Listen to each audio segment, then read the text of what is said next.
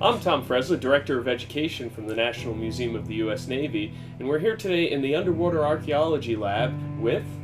Shauna Daniel. I'm the Archaeological Conservator here at the Underwater Archaeology Branch. So we have this really interesting artifact in front of us today. What can you tell us about this? This is actually a very unique artifact. It is actually a structural piece from the USS Macon, which was a rigid airship that was a program during the 1930s. So what exactly is this rigid airship program? I've heard a little bit about it, but could you tell us a little bit more? Yeah, it was a program started in the 1930s. The Navy was looking for new technologies and new ways to have aircraft carriers, and this is one way they thought would be feasible.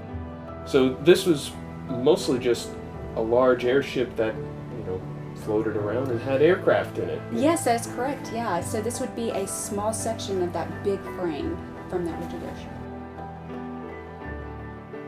They use these airships as scouting vessels that would go out, and then they would send out their little aircraft around the area to go out, look for things, and then come back and then hook back up and go inside. Yeah. It's definitely a scary time, but interesting time. It was. It was quite remarkable. They would extend a hook down, and then they would be pulled back up into their airship. So wow. Yeah, it was definitely an interesting time to be a pilot. Yeah.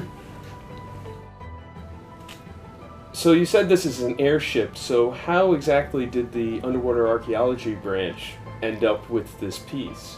That's a good question. So the USS Macon got caught in a storm in 1935 and unfortunately sank. And 2 crewmen lost their lives during that time. But how we were able to get a hold of it is we were working with the National Oceanic and Atmospheric Administration, and we got a remote operating vehicle to bring this particular piece up. So with an artifact like this, how do you conserve and preserve it here in the lab? The first thing that we do is we actually, anything that comes from a wet environment, we keep it wet.